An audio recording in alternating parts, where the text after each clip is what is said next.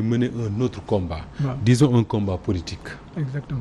En fait, ce n'est pas un combat politique. De quoi il s'agit exactement? Effectivement gis naa si presse bi. que ñu bëri dañoo wax ne Capitaine Touré day dugg si politique. day dugg politique waaw. En fait dugguma si politique. waaw dugguma si politique xam nga à l'étape actuelle fu ñu nekk. Honnêtement je pense que ce n'est pas le bon moment quoi. tey man bu ma ko doon def ça on aurait c'est-à-dire dañuy naan est-ce que dañuy yaakaar dafa am lu nekk si ginnaaw est-ce que vous avez compris. Donc comme ni ma la wax aujourd'hui Sénégal boo xoolee. man je suis un peu le je ne suis pas le seul. Je ne veux pas aussi me victimiser quoi. Oui. En fait moo tax je veux prendre mon destin en main quoi. Sans pour autant que bàyyi xel influencier et tout ça. Donc je suis le prototype en quelque sorte de l'injustice. boo xoolee man fu ma jógee ba fu ma ñëw tey. Y en a beaucoup qui se demandent même comment tu fais pour tenir. waaw dañuy yaakaar ne peut-être que ça pourrait me rendre c'est-à-dire mën na ma dofloo et tout ça. waaw c'est léegi xam nga loolu il faut que je le mette à profit au profit des Sénégalais. xam nga bu ma fi nekkee di soraale kii dina wax le kii dina finalement je risque de ne pas avancer c'est-à-dire je risque de garder cette coquille des militaires. Ceux qui me jugeront ils me jugeront en tant que capitaine mais il faut le reconnaître moi je ne suis plus capitaine je suis un Sénégalais. J'ai 32 ans. Il me reste combien d'années à vivre? Je peux mourir demain, on ne sait jamais. Mais je peux vivre aussi 40 ans encore. Oui, bien sûr. Donc pourquoi moi je dois me cacher ou prendre en compte ce que les gens sont venus vers moi. Ils m'ont proposé un projet. ñu ne ma yow doy nga ñu pour lutter contre l'injustice. ñu ne ma yow tey li ngay def ba tenir. Ça nous pose problème. ñu ne ma ça ne pose pas problème ñu ne ma daf ñu xaw a jaaxal tuuti. Est-ce que mën nañu waxtaan ñu xool format boo xam ne parce que il faut aussi le reconnaître il ne peut plus passer inaperçu. loolu da nga ko war a xam. soit nga assumer ko léegi nga def ko wala tu vas nga bàyyi pression bi yóbbu la finalement tu vas nga dem. tu vas disparaître. bu dee contre l'injustice kay lu tax demoo fekk ji ñoom Guy Marius Sagna. non en fait ce n'est pas la même chose. xam nga man ak Guy Marius Sagna on n'a pas le même parcours te je respecte beaucoup aussi Guy Marius Sagna c'est quelqu'un avec qui j'ai été recruté d'ailleurs man ak moom la ñu recruté doon relais mooy ñooñu ñuy dàquloo foofu noonu. jox naa leen rendez-vous peut-être dans 2 ans ou dans 3 ans ou dans 5 ans. Ils auront besoin de Guy Marius Sagna. waaw parce que man Guy Marius Sagna bu ma gis. du kenn koo xam ne ay poste ministre je ne sais pas xaw ma lan la xalaat. mais lu ma gisee mu ngi doxal xam naa ni man mi bu ma nekkoon président demain. il pourrait garder la même posture. C'est juste pour vous donner man li ma gis. C'est li ma analysé par rapport à son comportement. On verra que ñii tey di xeex naan Guy Marius Sagna di du fayeeku attendons de voir dans quelque temps pour voir. C'était juste une digression. Oui comme ni ma la wax man ak Guy Marius Sagna on n'a pas le même parcours. Man tey le fait que bu ma waxee ni que je m'engage dans quelque chose pour défendre l'injustice on pense qu'il y a quelque chose qui est voilé derrière donc il faut que ma demee si xel. Il faut aussi que ma discuter ak ñooñu ñëw si man. ma xam ne réellement ce qu'ils pensent c'est-à-dire boo gisee ma informer nit ñi. Parce que si bu ma ubbee sama page Facebook dama am tout problème avec Messenger mais j'ai des milliers de messages de personnes qui me proposent des choses. Et que j'ai donné le numéro d'un coordonnateur. C'est pas le coordonnateur encore je n'ai pas utilisé le terme mouvement ou le terme association ou le terme parti politique mais ce n'est pas aussi un parti politique pour être clair. Capitaine Touré wutul parti politique. projet ban contour lay jël kon. Comme ni ma la wax on est en train de réfléchir sur un format très clair. boo xam ne daal l'objectif mooy xeex injustice. aussi ñu dem ci wàllu humanitaire. c'est en fait il faut parce que il faut que ma def dara. il faut que je travaille de manière indépendante parce que tey il faut que ma am li ma def.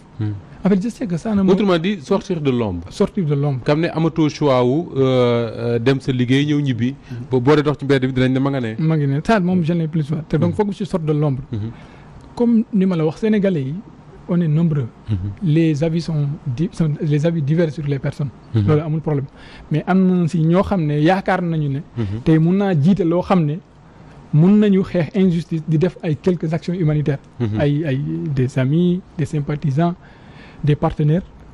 On est en train de réfléchir comme je te dis. loolu bu eggee. On organisera soit une conférence de presse. Mais aussi je voudrais préciser que. Moi, c'est-à-dire, beaucoup moins comme voit comme un messie, comme non, je suis une personne normale. Je fais tout ce que font les hommes. Je mange ce que mangent les hommes. C'est-à-dire, je réfléchis comme les hommes. Je ne suis pas un messie, je ne suis pas un gars et tout. Te wàllu politique aussi. Ça, je veux être clair. Bu ma ko naroon def. Mais il y a Barthélémy Dias ici. Il n'y a pas de souci. Mais aussi, boo gisee lu expliquer ma ne la que je dois sortir de l'ombre. Il y en a beaucoup qui me disent tey par exemple non reste là-bas quand le pouvoir va changer quand Barthélémy Dias sera président il va mais qui nous dit que Barthélémy Dias sera président? Personne. Qui me dit que le ministre de l'enseignement supérieur monsieur Cheikh Oumar Anne ne sera pas président. Donc il faudra m'exiler ou attendre encore 5 ans pour pouvoir réclamer mes droits ou pouvoir faire quelque chose. Voilà sama profil moom sincèrement. mais yàggul noonu parce que bi ngay génn gendarmerie yaa ngi rappelé benn citation xawma Emerson nga jàpp ne tey nga dund ci l'indépendance de la solitude moo la gënal. tey yàggul sax nga commencé naan tam da ngay génn commencé waat une nouvelle vie. non waxul indépendance daal xam nga lu mu wax. nee nañ en fait pour t'interpréter ce que dit la citation xam nga lu mu wax. c'est-à-dire boo nekkee ci mbooloo da nga war a tout le temps sentir ne que yow si sa personne mooy si sa solitude que nit ñi lu ñuy def bu mu la emporter. Est-ce que vous avez compris? c'est-à-dire xam nga on peut bu la nit ñi fëkk yóbbaale voilà tey mun nañu nekk fi si benn manifestation nga fekk benn gendarme par exemple daanu fi. gars yi jël ay briques di ko dóor. dans ta solitude yow tu dois te dire que je ne dois pas être emporté par ce que ces personnes font parce que man. am naa sama solitude am naa sama conscience bopp. ak sa lucidité pour mën a juger sa bopp. donc c'est ça donc tey. loolu xam nga lan lay firndeel. que tey man bu ma crier avec les loups comme on a l'habitude de dire. exactement c'est-à-dire tey waruma wax ne rek comme def nañu ma lii def nañu ma lee. c'est ce qui explique que ma ne leen on est en train d'étudier ça je ne vais pas me tromper. ça peut prendre des mois. ça peut même prendre des années. d'accord on ne sait pas. d'accord voilà mais ça je ne veux pas que ça soit une réponse. non à la mairie de. Seydina Oumar Touré am na ay questions d'actualité yu la bëggoon a dégg rapidement parce que waxtu bi daanaka jeex na day gaaw trop.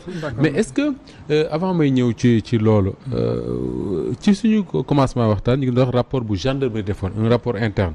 boo xam ne yow mii yaa taxaw ñu def ko pour xool ba xam est-ce que effectivement sa liggéey bi ñu la def sant nga ko wala def nga ko wala defuloo ko liggéey bi ñu la sant am na ñu ne yow ci sa bopp dañ la ci setal wecc am ñeneen ñoo xam ne ñoom lañ def ay reproches mais malgré tout dàq nañ la. nga saisiroon les juridictions compétentes pour ñu rétablir la ci sa ay àq ak yelleef foofu fan lañ ci toll. léegi avant loolu aussi balaa ma si tàmbale damay remercier d'abord maître Moussa Sarr. maître Moussa Sarr. voilà et maître Souleymane Soumaré. voilà mais c'est des avocats yoo xam ne maintenant c'est-à-dire ce n'est plus c'est au-delà des avocats. dëgg yàlla dañ may assister heure bu ma leen woo yi décroche. voilà léegi bu may ñëw nii. maître Moussa Sarr yónni na ma la correspondance bu mu yónni Cour suprême pour ne ko. depuis 1 an saisir nañu leen ci dossier Capitaine Touré mais ba léegi gis ñu ci dara. waxuñu dara. lu doon demandé ci courrier boobu ngeen saisiroon Cour suprême. xam nga bu ñu ma rajee. comme ni ma la wax xam nga loolu bëgguma ci ñëwaat. parce que comme c'est devant la justice. je ne veux pas parler pour. mais c'est important ñu xam fan lañ ci toll. waaw pour influencer aussi décision bi. xam nga